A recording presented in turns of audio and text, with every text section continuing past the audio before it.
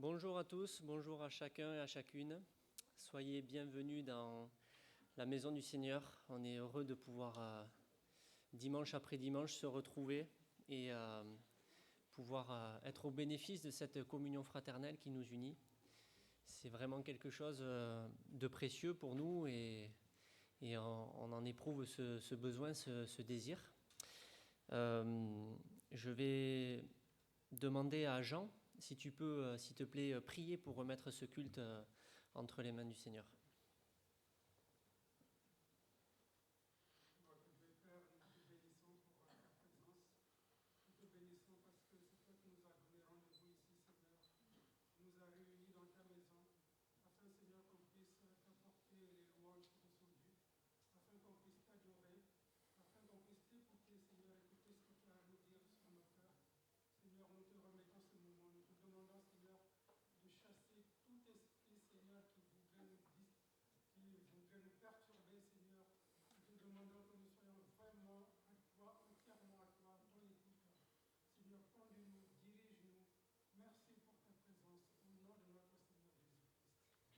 Amen. Donc ce matin, nous allons commencer notre moment d'adoration. Le Seigneur est là, le Seigneur est dans nos cœurs, on le sent. Et ce matin, il nous tend la main avec ce premier chant qui s'appelle « Sur le chemin, va sans peur ». Et on va chanter un deuxième chant, « Je t'exalterai Seigneur ». Nous allons louer ensemble. On peut se lever pour ceux qui le peuvent pour chanter ces deux premiers chants.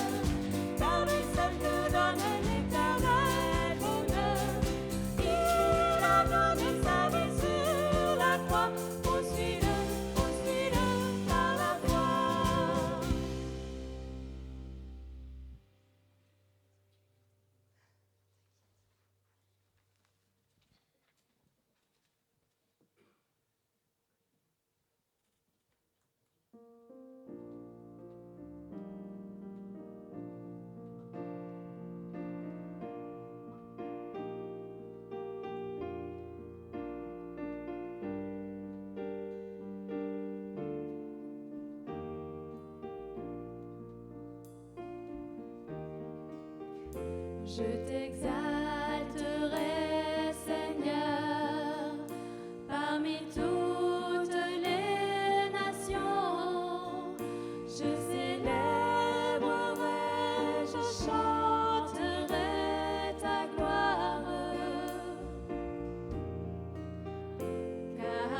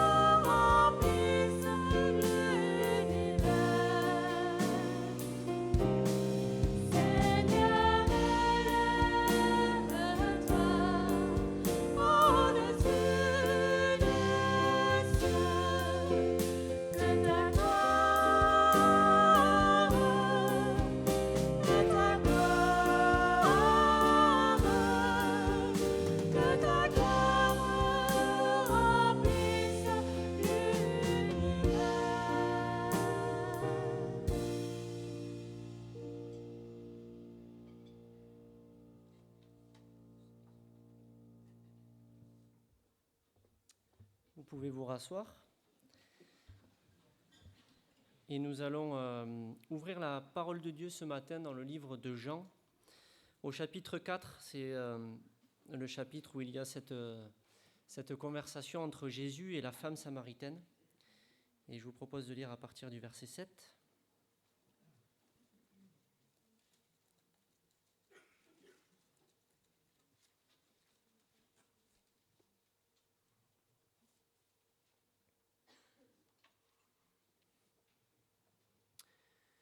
Une femme samaritaine vint puiser de l'eau. Jésus lui dit : « Donne-moi à boire », car ses disciples étaient allés à la ville pour acheter des vivres. La femme samaritaine lui dit : « Comment toi qui es juif me demandes-tu à boire, à moi qui suis une femme samaritaine ? Les Juifs en effet n'ont pas de relation avec les Samaritains. » Jésus lui répondit : « Si tu connaissais le don de Dieu, qui est celui qui te dit : Donne-moi à boire, tu lui aurais toi-même demandé à boire, et il t'aurait donné de l'eau vive. » Seigneur, lui dit la femme, tu n'as rien pour puiser, et le puits est profond. D'où aurais-tu donc cette eau vive ? Es-tu plus grand que notre père Jacob, qui nous a donné ce puits, et qui en a bu lui-même, ainsi que ses fils et ses troupeaux ? Jésus lui répondit : Quiconque boit de cette eau aura encore soif, mais celui qui boira de l'eau que je lui donnerai n'aura jamais soif. Et l'eau que je lui donnerai deviendra en lui une source d'eau qui jaillira jusque dans la vie éternelle. La femme lui dit : Seigneur, donne-moi cette eau, afin que je n'ai plus soif et que je ne vienne plus puiser ici. Alors cet échange entre Jésus et la femme samaritaine est très très riche, il y a beaucoup de choses à dire. Et en fait, c'est un grand privilège qu'a eu cette femme de pouvoir parler avec le Seigneur Jésus et de parler de façon si intime, si rapprochée, presque à bâton rompu, on aurait envie de dire. Et ce qu'on remarque, c'est que la femme parle de façon charnelle, très terre à terre, un peu comme ça nous arrive très très souvent nous aussi. On est vite inquiet pour nos propres besoins, nos propres soucis, pour les choses que l'on peut voir. Mais en fait, Jésus est en train de lui parler des choses spirituelles. Et Jésus est en train d'essayer de l'amener à parler des choses éternelles, des choses spirituelles. Et donc il lui parle de cette eau, elle parle de l'eau physique, mais lui il lui parle de l'eau, de la source du salut, de la vie éternelle qu'il nous propose. Et c'est vrai qu'on peut, nous, se questionner, est-ce qu'on est vraiment assoiffé de Christ dans notre vie ? C'est ce que nous devons être, nous devons venir puiser à cette eau, et il nous promet de nous désaltérer. Et c'est vrai que lorsqu'on vient puiser à cette eau, on sent que notre cœur est en paix, et on sent que tous les soucis de la vie qu'on peut avoir lorsqu'on a une intimité forte avec le Seigneur, on arrive à les surmonter parce qu'on a pu se désaltérer à sa source. Je vous propose 2 nouveaux chants qui nous parlent justement de ce confort, de ce repos que l'on peut avoir lorsque on vit la main dans la main avec le Seigneur. Ce chant qui s'appelle « Quel repos céleste ». On va commencer par celui-là.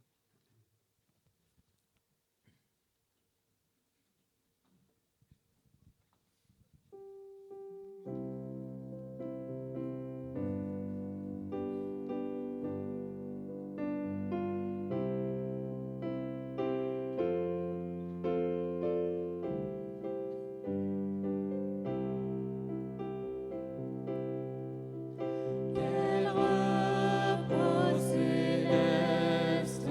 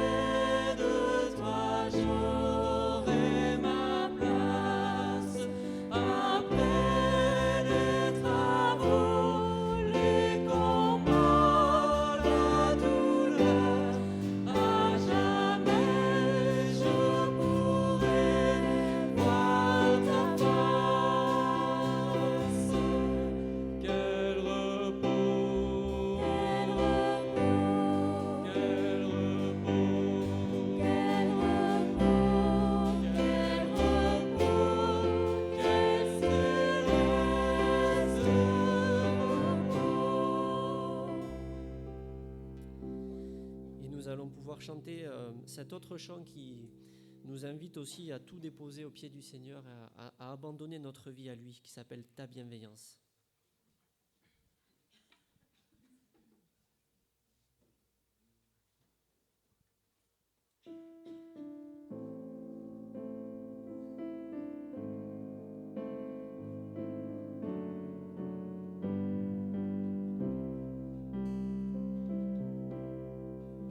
J'écouterai ce que dit Dieu, car il est droit pour qui l'écoute. Sa paix divine est sur tous ceux qui vont à lui quand vient le doute. Fidèlement, je veux le suivre. Je veux marcher dans ses sentiers. Il est la main qui me délivre de la folie de mes projets. Ta bienveillance, ô Éternel, vaut mieux que tout ce que j'ai vu. Ma délivrance est sous ton aile, sur le rocher de ton salut. Ta bienveillance, ô Éternel, vaut mieux que tout ce que j'ai vu. Ma délivrance est sous ton aile, sur le rocher de ton salut. Sa gloire est proche, son règne vient, et le pays est apaisé. Lorsque la crainte est en chacun, lorsque son nom est exalté, marchons en paix, suivons son pas, en Jésus c'est en vérité. Recevons tout ce qu'il voudra, ce que sa main veut nous donner. Ta bienveillance, ô Éternel, vaut mieux que tout ce que j'ai vu. Ma délivrance est sous ton aile, sur le rocher de ton salut. Ta bienveillance, ô Éternel, vaut mieux que tout ce que j'ai vu. Ma délivrance est sous ton aile, sur le rocher de ton salut. Nous allons poursuivre notre lecture dans Jean 4 et passer au verset 19, où nous lisons « Seigneur, lui dit la femme, je vois que tu es prophète. Nos pères ont adoré sur cette montagne. Et vous dites, vous, que le lieu où il faut adorer est à Jérusalem. Femme, lui dit Jésus, crois-moi, l'heure vient où ce ne sera ni sur cette montagne ni à Jérusalem que vous adorerez le Père. Vous adorez ce que vous ne connaissez pas. Nous adorons ce que nous connaissons, car le salut vient des Juifs. Mais l'heure vient, et elle est déjà venue, où les vrais adorateurs adoreront le Père en esprit et en vérité, car ce sont les adorateurs que le Père demande. Dieu est esprit, et il faut que ceux qui l'adorent en esprit et en vérité. La femme lui dit, « Je sais que le Messie doit venir, celui que l'on appelle Christ. Quand il sera venu, il nous annoncera toutes ces choses. » Jésus lui dit, « Je le suis, moi qui te parle. » C'est vraiment un instant précieux qu'a vécu cette femme, et on aurait aimé être à sa place. Jésus, par moments, a parlé en parabole, mais là, il lui dit clairement, il lui affiche clairement son identité, et on voit qu'elle continue à rester dans des questions de religion, dans des questions de lieu, savoir est-ce que le lieu est important. Elle essaye en fait, de cloisonner, comme on peut être cloisonné nous aussi dans notre esprit. Et peut-être que vous venez pour la première fois dans une église aujourd'hui, et peut-être vous vous dites, il faut aller à l'église, c'est un lieu important. Mais en fait, ce qu'on apprend en lisant ce passage, c'est que le lieu n'est pas important. Ce qui compte vraiment, ce n'est pas une religion, il ne faut pas rechercher une religion, il faut rechercher à connaître Christ, à boire à son eau, comme nous l'avons vu, et à l'adorer en esprit et en vérité. C'est dans notre cœur que nous devons adorer. Et je vous propose ce chant qui va d'ailleurs nous préparer aussi à prendre le pain et le vin, à célébrer la Sainte Seine, ce chant qui s'appelle « Homme de douleur ».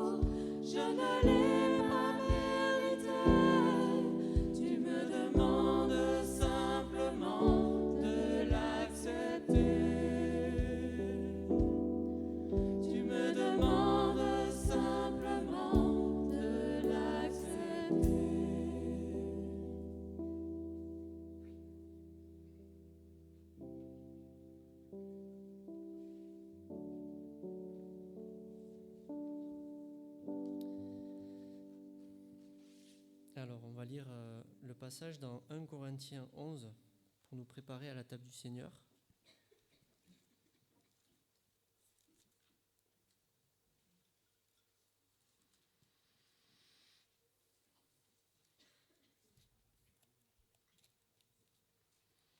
Au verset 23.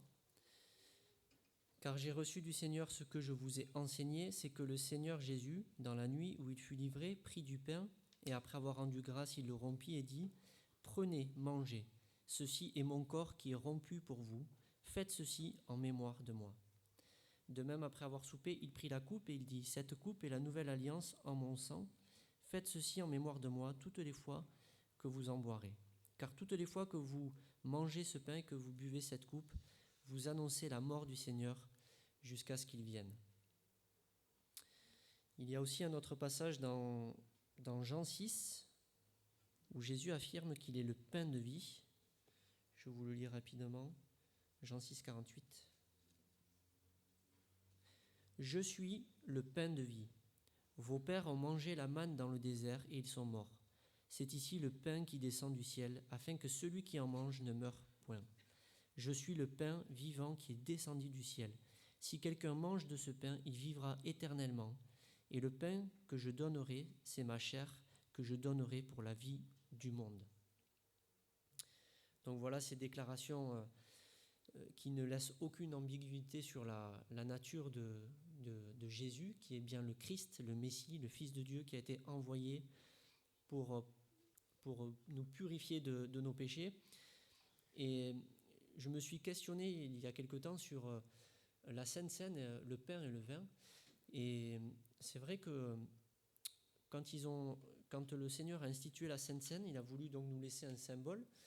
Et je me suis questionné pourquoi est-ce qu'en fait il n'a pas voulu matérialiser son corps par de l'agneau, puisqu'ils étaient en train de manger la Pâque, donc ils auraient très bien pu.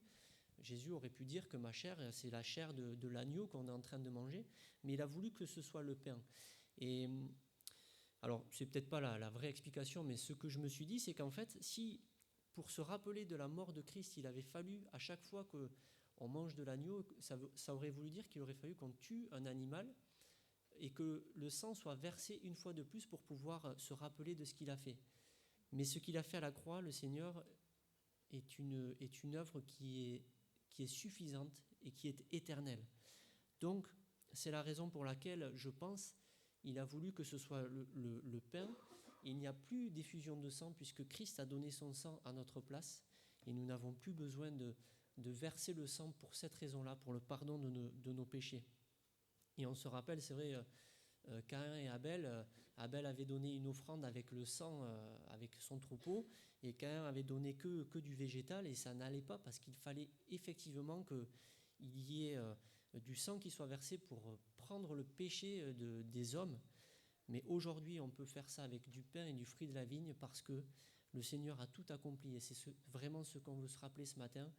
En partageant la coupe et le pain, on veut se rappeler qu'il est le pain de vie, que son sang est symbolisé par ce jus, ce fruit de la vigne que nous allons partager. Et on veut vraiment se rappeler qu'il a fait ça pour nous et que c'est une œuvre qui est vivante en nous aujourd'hui. Donc nous allons distribuer le pain et le vin. Je vais appeler les frères que j'ai sollicités. Je demande simplement à ceux qui veulent participer à cette scène de se lever pour qu'on puisse distribuer, voir qui la prend, parce que cette scène est réservée à ceux qui sont baptisés, qui sont nés de nouveau et qui ont accepté le Seigneur et qui veulent bien entendu prendre les éléments aujourd'hui ensemble. À la réunion de prière il y a quelques semaines, on était tout content de le découvrir, enfin pour ma part j'étais tout content de le découvrir, donc il est assez simple.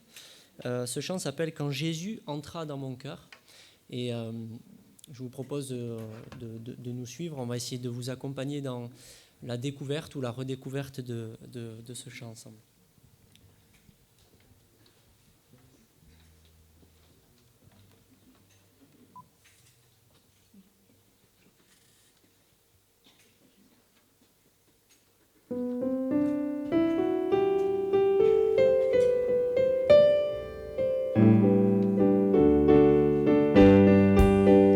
Merveilleux changement, je naquis de nouveau quand Jésus entra dans mon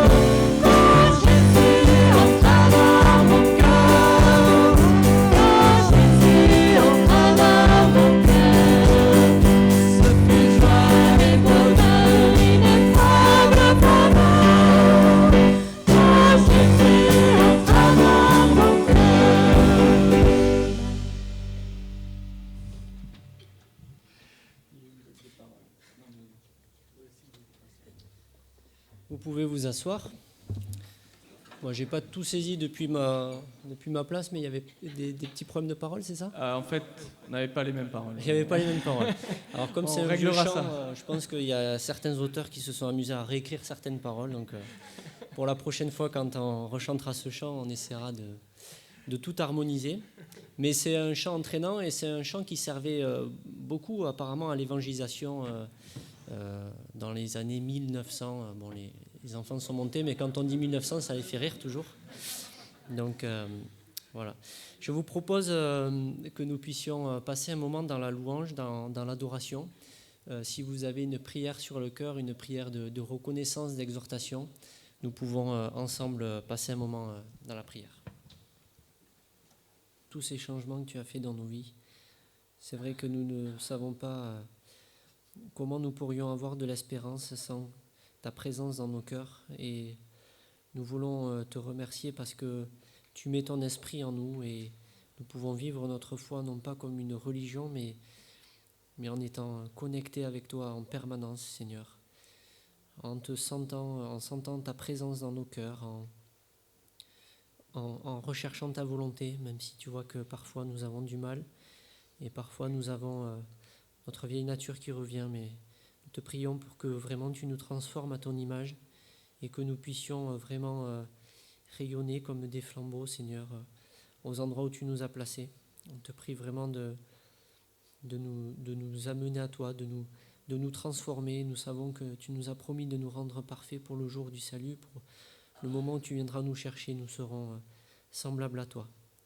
Quelle grâce et quel privilège de savoir que nous sommes les héritiers du royaume de Dieu et que nous pouvons vraiment regarder l'avenir non pas en étant sûrs qu'il ne nous arrivera rien. Nous savons qu'il y aura sans doute des épreuves, des difficultés, mais nous savons que nous serons dans ta main, quoi qu'il arrive, et que nous serons réunis auprès de toi, Seigneur.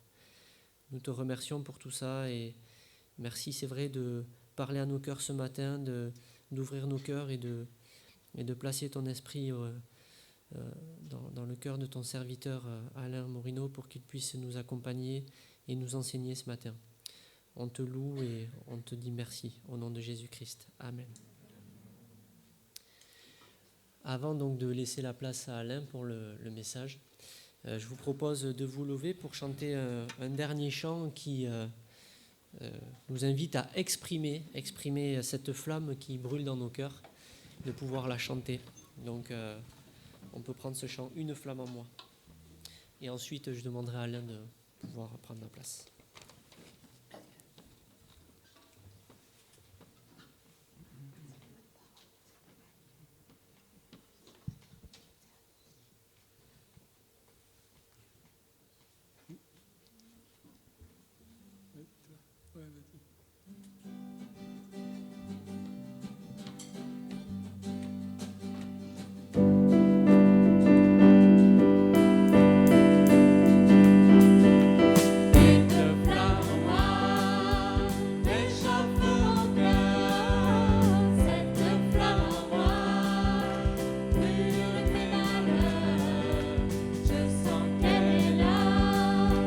Sa douce lueur brille en moi.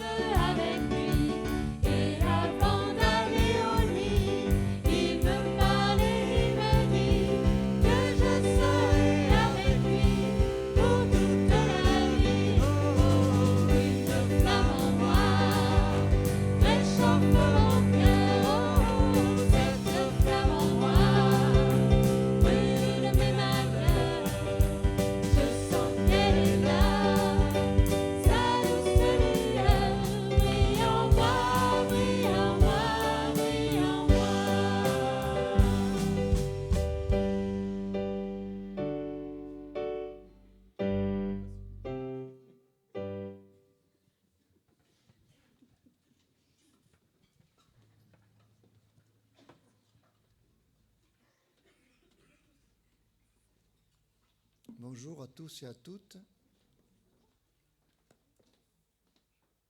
C'est un chant qu'aime bien mon épouse. Elle chantait ça quand elle était plus jeune. Nous étions dans Jean, nous allons rester avec Jean ce matin. Et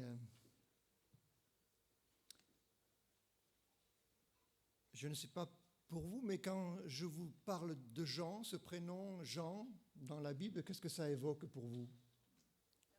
L'amour, d'accord. Exact, oui. Autre chose? La parole, oui. Ami de Jésus, tout à fait. Aussi l'Apocalypse, oui, effectivement, c'est lui qui a rédigé ce grand livre. Alors on va parcourir un peu la vie de Jean et on va se rendre compte que Jean n'était pas forcément tout ce qu'on pense aujourd'hui. Jean, c'est un prénom très populaire. Dans les années 50, 60, il était tellement populaire qu'on l'a collé à toutes sortes d'autres prénoms. Vous avez connu des Jean-Marc, des Jean-Paul, des Jean-Marie, des Jean-Michel, des Jean-Luc. On ne sait plus que faire avec. Voilà, mais au féminin, il y a aussi Jeanne et puis Marie-Jeanne, etc. Donc ça vient du grec, Ioannes, qui veut dire un don de Dieu, la grâce de Dieu. C'est un beau prénom.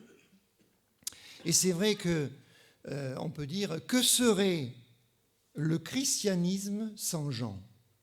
Que serait la vie chrétienne, même la Bible, s'il n'y avait pas eu les écrits de Jean? Il a écrit quand même un évangile. Il a écrit aussi plusieurs épîtres et puis l'Apocalypse. Alors, ce qu'il faut savoir, on va lire un premier texte, c'est dans Marc chapitre 3, versets 16 et 17. On va voir que Jean, il avait un frère et que tous les deux, eh bien, ils avaient une particularité. Marc chapitre 3, versets 16 et 17, Jésus va choisir ici des disciples et dit « Voici les 12 qu'il établit. Simon, qu'il nomma Pierre, Jacques, fils de Zébédée, et Jean, frère de Jacques, auquel il donna le nom de Boanerges, qui signifie fils du tonnerre. » Jacques et Jean, fils du tonnerre. Et c'est vrai, aujourd'hui, quand on pense à Jean, on pense à l'amour, on pense à l'ami de Jésus, tout ça. Mais il faut savoir qu'avant d'être tout ça, Jean était différent. Regardez justement quelques exemples dans Luc, verset 49. Luc, verset 49. Jean prit la parole et dit « Maître, nous avons vu un homme qui chasse des démons en ton nom, et nous l'en avons empêché, parce qu'il ne nous suit pas. » « Ne l'en empêchez pas, lui répondit Jésus, car qui n'est pas contre vous et pour vous. » Alors, nous, c'est peut-être Jean et son frère Jacques, quand ils ont vu cet homme qui chassait des démons au nom de Jésus, ils ont dit « Écoute, tu n'as pas le droit de faire ça, tu arrêtes. Tu ne peux pas faire ça, allez, tu n'es pas avec nous, toi. » Donc on voit un Jean déjà un petit peu sectaire, je dirais, assez intolérant, et ça va être encore plus fort dans les versets suivants. Regardez les versets 51 à 56. Lorsque le temps où il devait être enlevé du monde approcha, Jésus prit la résolution de se rendre à Jérusalem. Il envoya devant lui des messagers qui se mirent en route et entrèrent dans un bourg des Samaritains. Alors, c'est intéressant parce qu'on vient de lire le passage sur la femme samaritaine et rappelez-vous, il est dit que les Juifs n'avaient pas de relation avec les Samaritains. Juifs et Samaritains, c'est un petit peu comme Juifs et Palestiniens aujourd'hui, en quelque sorte, même si c'est différent. Donc, il envoya des messagers qui se mirent en route et entrèrent dans un bourg des Samaritains pour lui préparer un logement, mais on ne le reçut pas parce qu'il se dirigeait sur Jérusalem. Donc, il y avait de l'intolérance des deux côtés. Les disciples Jacques et Jean, encore eux, voyant cela, dirent « Seigneur, veux-tu que nous commandions que le feu descende du ciel et les consume? Ça, c'est l'apôtre de l'amour. Hein. Jean, l'amour. Eh bien, avant d'être amour, Jean, c'était la foudre, le tonnerre de Dieu. Seigneur, si tu veux, on fait tomber la foudre sur eux et on les consume. Hein. Voilà comment était Jean avant, je dirais, de se convertir, avant de rencontrer Jésus comme celui qui l'aime et qui va le transformer. Hein. Jésus se tourna vers eux et les réprimanda, disant, « Vous ne savez de quel esprit vous êtes animés. » De quel esprit sommes-nous animés? Même en tant que chrétiens, parfois on peut se poser la question. Car le Fils de l'homme est venu non pour perdre les âmes des hommes, mais pour les sauver. Et ils allèrent dans un autre bourg. Ne perdons jamais de vue que notre message, c'est le message du salut, le message de l'amour de Dieu en Jésus-Christ. Ce n'est pas un message de jugement, ce n'est pas un message de perdition. Hein. On n'est pas là pour, comme Élie, faire descendre le feu du ciel sur la terre. Hein. C'était notre époque, notre contexte. Et c'est vrai que Jean, comme Jacques, restait encore un petit peu avec cet état d'esprit-là. Hein. Donc un homme dur, un homme intransigeant, un homme sectaire, un homme intolérant. On a du mal à reconnaître le Jean que nous aimons.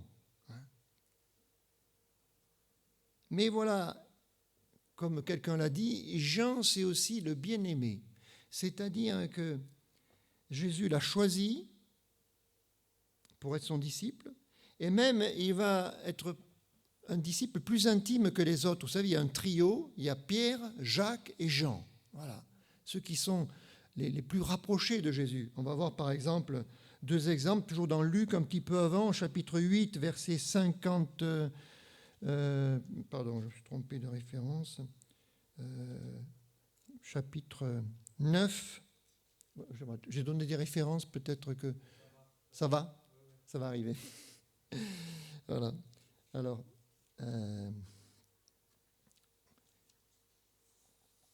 qu'est-ce que je vous ai donné comme référence? J'ai dû me tromper de référence. Bon. Ouais, mais ça ne doit pas être ça, je suppose. Bon, c'est pas grave, je suis dans... Ouais, mais c'est pas ça, je vais me tromper. C'est simplement juste pour le mentionner, c'est des passages où Jésus prend avec lui, justement, Pierre, Jacques et Jean pour la résurrection d'une petite fille. Et puis, il les prend aussi quand il va monter sur la montagne où il va être transfiguré. Donc, c'est pour montrer qu'il y avait une relation privilégiée entre Jésus, Pierre, Jacques et Jean en particulier. Donc. Mais au début, cette position privilégiée, on pourrait dire, va un peu leur monter à la tête aussi. Regardez alors Marc, chapitre 10, versets 35-37.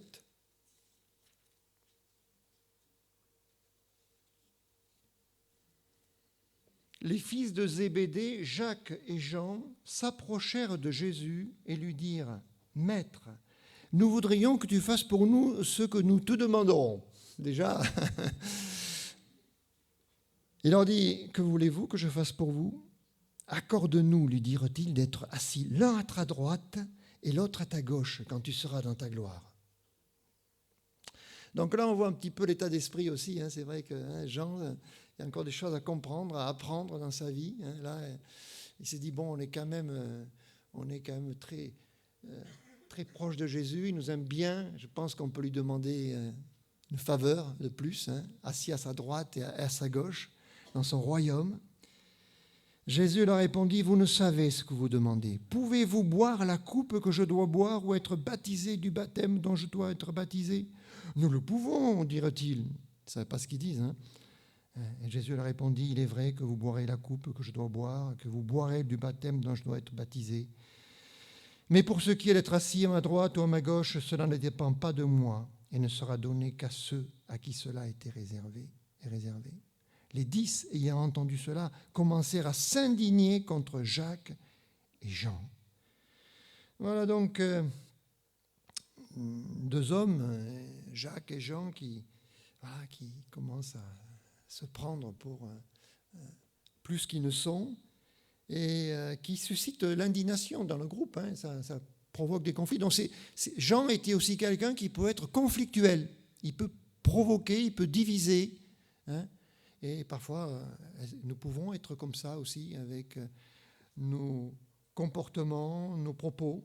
On a besoin de passer à une autre étape. Et cette étape, c'est quand Jésus, c'est vrai, va faire de Jean son disciple bien-aimé. C'est-à-dire, il va choisir celui qui est le plus dur, celui qui est peut-être plus intolérant, plus colérique, et il va travailler avec lui. Regardez Jean 13, verset 23.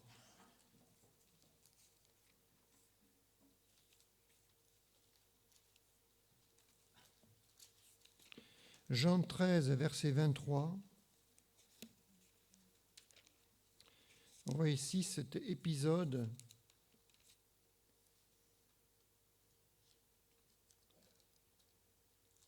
c'est le moment de la scène que nous venons de partager. Il est dit un des disciples. Alors, il ne se nomme pas, il ne se nomme jamais dans son évangile, mais on sait que c'est Jean, un de ses disciples, celui que Jésus aimait, était couché sur le sein de Jésus. Voilà. Un des disciples, celui que Jésus aimait. Et c'est une expression qui va revenir souvent. Voilà, il se passe quelque chose, c'est qu'il y a une relation privilégiée avec Jésus parce que Jésus sait ce que Jean va devenir et ce qu'il va faire avec Jean. Et cette communion, cette proximité va changer Jean, la foudre, en Jean, l'amour. Voilà. Et ce que Dieu veut faire avec nous aussi, avec chacun d'entre nous, il veut nous changer, il veut nous transformer. Hein? Soyons clairs, Jésus aime chacun d'entre nous, il aimait chacun de ses disciples. Mais peut-être que voilà, Jean avait mieux compris. Avec le temps, il a passé du temps avec Jésus, 3 ans, il a fini par comprendre l'amour de Jésus. Et sa dureté a été fondue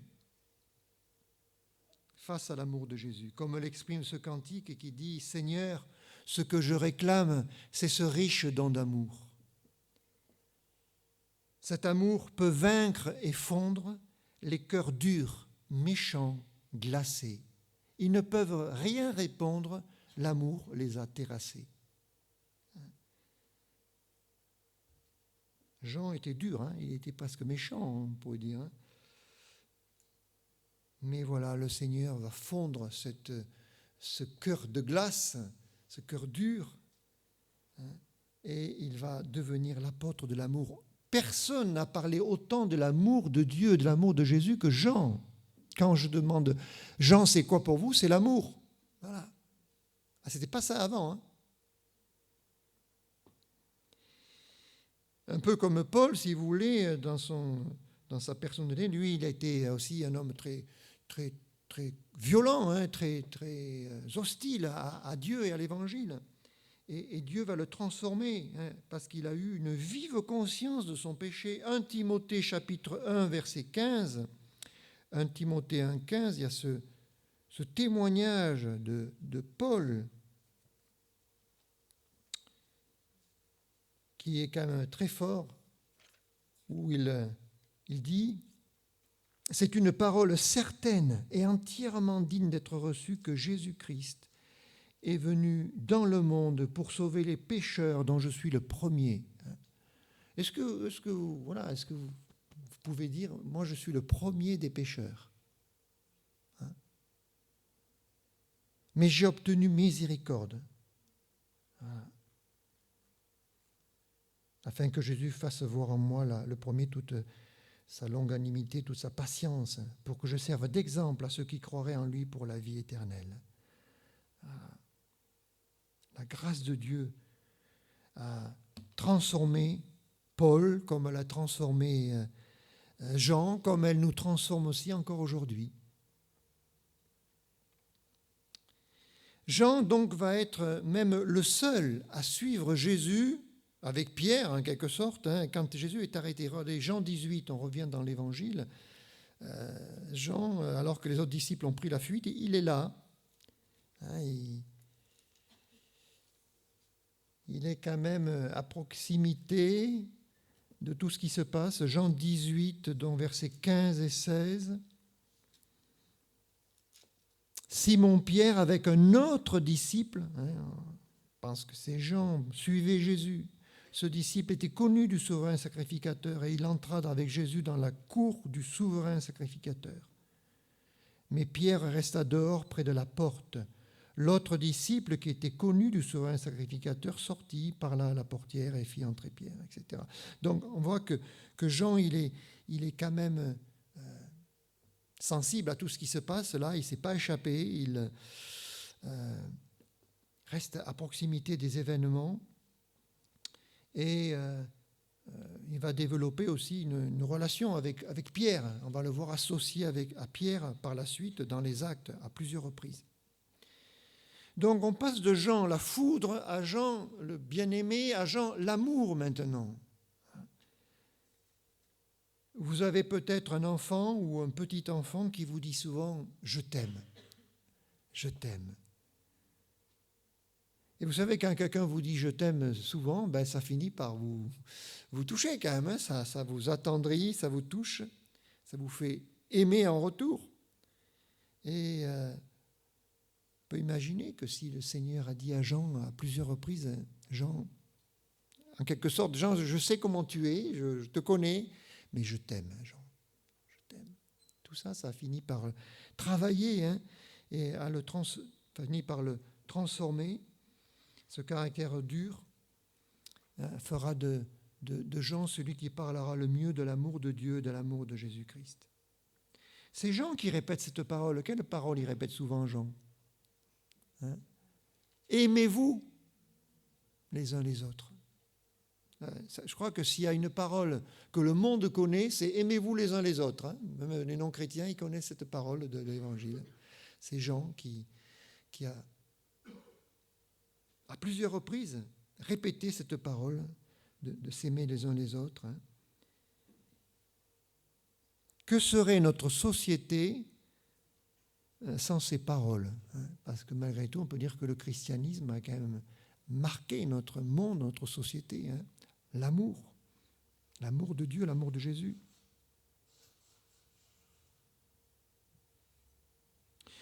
Alors, il devient l'apôtre de l'amour, mais il garde sa personnalité. On garde sa personnalité quand il vient au Seigneur. Et Jean, il avait une personnalité tranchée. C'est-à-dire, avec lui, c'est blanc ou noir. Et quand vous lisez, par exemple, autant l'Évangile que les épîtres de Jean, première épître de Jean, vous voyez que c'est très clair dans sa tête. Il n'y a pas de compromis, il n'y a pas de flou, il n'y a pas de zone grise. Regardez 1 Jean 5, 12. 1 Jean 5, 12 qui nous dit « Celui qui a le Fils a la vie, celui qui n'a pas le Fils de Dieu n'a pas la vie. » On ne peut pas être plus clair, c'est très simple. Parfois, les gens aimeraient qu'il y ait entre les deux, des personnes qui sont moitié-moitié. Non, avec Jean et avec le Seigneur, c'est où on a la vie, où on a le Fils et on a la vie, où on a le Fils et on n'a pas la vie. Chapitre 3, verset 10, même caractère tranché. C'est à cela que l'on reconnaît les enfants de Dieu et les enfants du diable. C'est fort, C'est pas facile à dire ces paroles à quelqu'un. Il y a des enfants de Dieu et il y a des enfants du diable. Jean, il avait cette personnalité tranchée, mais il le fait dans l'amour, il le fait toujours dans l'amour maintenant. C'est lui aussi qui répétera cette parole dans l'Évangile, dans Jean 3, 36. Et je peux vous dire que cette parole fait réagir, Jean 3, 36. Vous connaissez tous Jean 3, 16, bien sûr, mais il y a aussi Jean 3, 36, qui est moins facile peut-être. Celui qui croit au Fils a la vie éternelle. Amen. Celui qui ne croit pas au Fils ne verra pas la vie, mais la colère de Dieu demeure sur lui. Alors, j'ai été pasteur à Limoges pendant une dizaine d'années. Et notre église était à l'angle d'une rue, et il y avait un grand pan de mur qui coupait l'angle, là. Et il y avait un verset qui a été peint. Dès que la salle a été ouverte, un verset a été peint sur ce grand pan de mur. C'est Jean 3, 36. Jean 3, 36, voilà, un beau verset. Celui qui croit au Fils a la vie éternelle. Celui qui ne croit pas au Fils ne verra pas la vie, mais la colère de Dieu demeure sur lui. Le soir ou la nuit où ce verset a été peint, quelqu'un est venu, et c'était assez haut le verset, parce que c'était un bâtiment assez élevé, avec des chiffons trempés dans la peinture. Ils ont jeté ces chiffons sur le mur pour essayer d'effacer ce verset. Ils ne supportaient pas de voir ces paroles-là. Peut-être si on avait dit que l'amour, ça serait passé, mais là, il y avait aussi le jugement, la colère de Dieu. Et c'est vrai que c'est un message qui a du mal à passer. Donc pendant des années, ce verset a été nettoyé, mais il y avait toujours des taches qui restaient pour rappeler l'hostilité de l'homme à la parole de Dieu, au message qui est pourtant simple et clair. Voilà. Est-ce que vous avez cru Est-ce que vous avez cru au Fils de Dieu, celui qui croit à la vie éternelle? Et ça, c'est le message de Jean.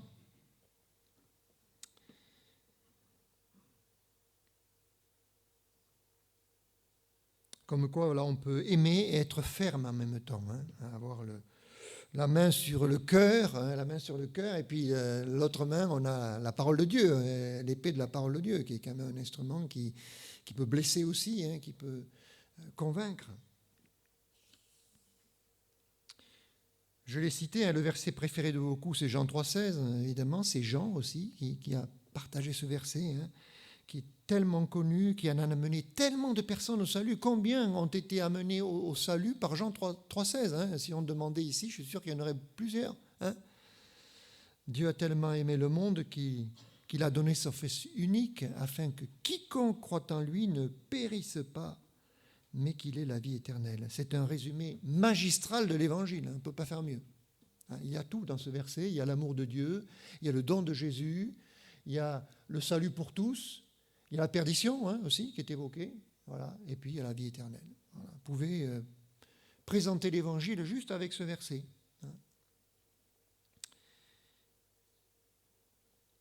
Donc, on peut penser que Jean aussi, comme il était très, très proche de Jésus, dans le sens il était souvent à ses côtés, le disciple bien-aimé, il a bien écouté Jésus, il a bien écouté son enseignement, parce que c'est quand même Jean qui rapporte des paroles de Jésus qui sont uniques, qu'on ne trouve pas dans les autres évangiles. Il y a des paroles de Jésus qui sont d'une profondeur remarquable. On a lu tout à l'heure même dans Jean, cet épisode dans Jean chapitre 4.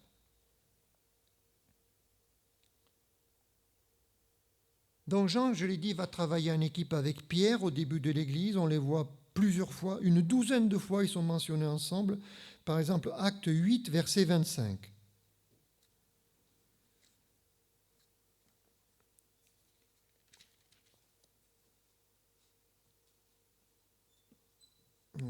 Acte 8, verset 25, on voit ici ces deux disciples, donc, qui sont très différents l'un de l'autre, mais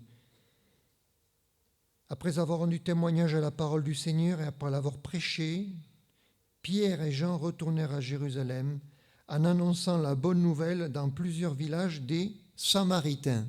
Vous avez bien lu, Jean qui va annoncer la bonne nouvelle dans des villages des Samaritains. Lui qui voulait que le feu descende sur les Samaritains, il voulait qu'ils soient détruits.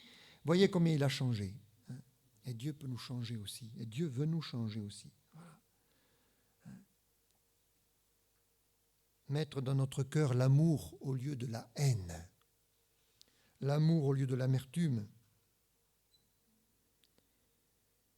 Dans l'évangile de Jean, on y revient, chapitre 20, verset 20, Jésus révèle que Jean vivra longtemps, vivra plus vieux que beaucoup d'autres.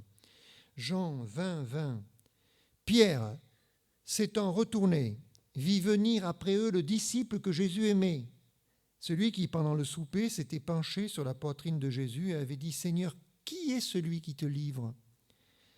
En le voyant, Pierre dit à Jésus, « Et à celui-ci, Seigneur, que lui arrivera-t-il » Parce que juste avant, Jésus a annoncé que Pierre, lui, il allait être arrêté, fait prisonnier, et il allait partir certainement au martyr.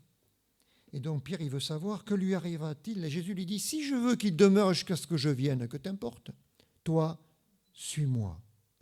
Là-dessus, le bruit courut parmi les frères que ce disciple ne mourrait point. Cependant, Jésus n'avait pas dit à Pierre qu'il ne mourrait point, mais si je veux qu'il demeure jusqu'à ce que je vienne, que t'importe? C'est ce disciple, voilà, donc c'est bien lui que Jésus aimait, qui rend témoignage de ces choses et qui les a écrites. Et nous savons que son témoignage est vrai. Voilà.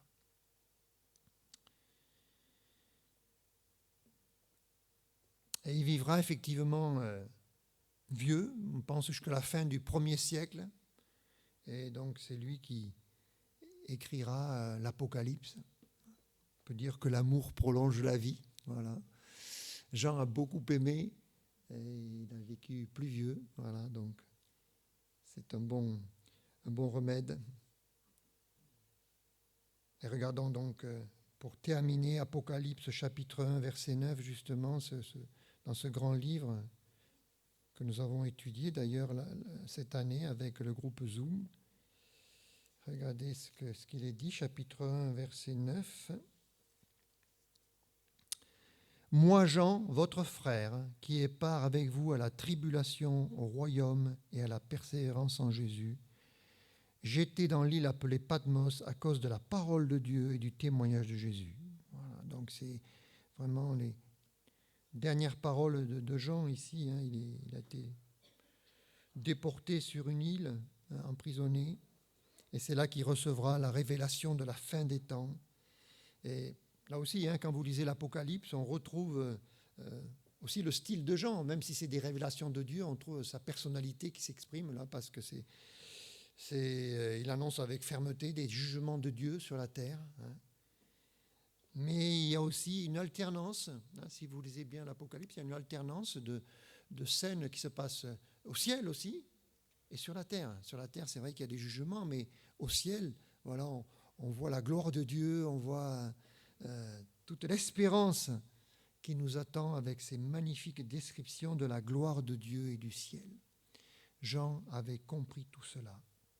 Voilà donc ce que je voulais partager avec vous ce matin, montrer que parfois,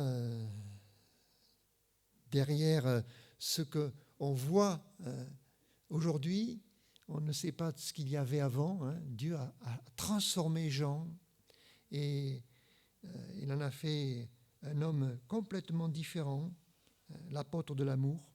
Il peut le faire avec vous aussi. Il peut le faire avec chacun d'entre nous, il peut nous transformer. Peut-être notre besoin est autre, peut-être nous sommes très timides, il veut nous donner plus de courage. Seigneur nous sanctifie par son esprit, nous change. Voilà, que le Seigneur nous interpelle par ce témoignage de Jean. On va prier. Seigneur, nous te remercions pour l'apôtre Jean. C'est vrai que nous avons toujours en tête son message d'amour, Seigneur, mais c'est bon de se rappeler que lui aussi était un pécheur, que lui aussi était perdu, que lui aussi était violent ou intolérant, Seigneur, et que, voilà, comme nous, Seigneur, nous pouvons l'être et que tu l'as changé. Merci, Seigneur, de travailler dans nos cœurs ce matin, de nous changer, de nous transformer aussi et de faire en sorte, Seigneur, que nos vies te ressemblent, Seigneur. Nous chantons souvent te ressembler, Seigneur Jésus, mais le voulons-nous vraiment, Seigneur? Alors, oui, nous le voulons, Seigneur, parce que c'est le meilleur pour nous. Nous te prions d'agir dans nos cœurs, Seigneur, et je te prie également que s'il y avait quelqu'un ici qui n'avait pas encore cru à ton amour, qui n'avait pas reçu Jésus dans sa vie, il puisse le faire ce matin, Seigneur. T'inviter face à des paroles aussi claires. Celui qui a le Fils a la vie, celui qui n'a pas le Fils n'a pas la vie. Oui, Seigneur. Ouvre les cœurs et ouvre les yeux ce matin. Nous t'en prions par Jésus-Christ. Amen.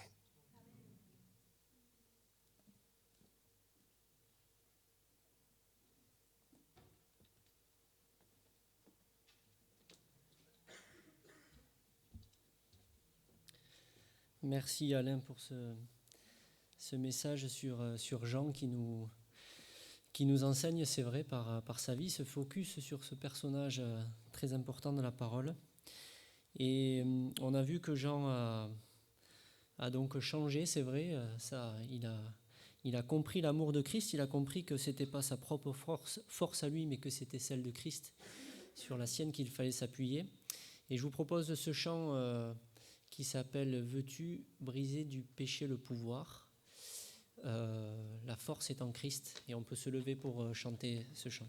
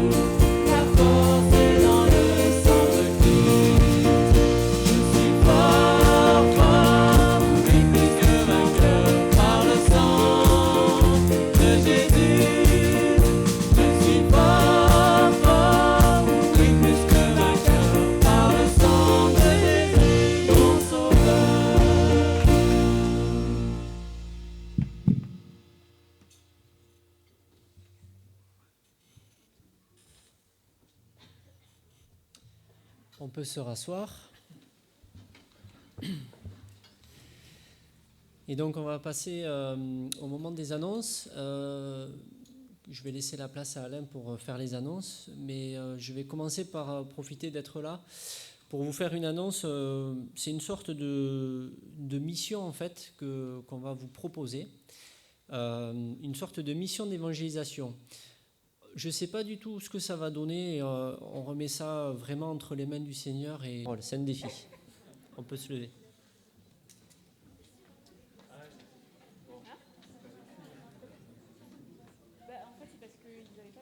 Ouais. Il n'y a que trois couplets là. Ouais. Voilà. Lumière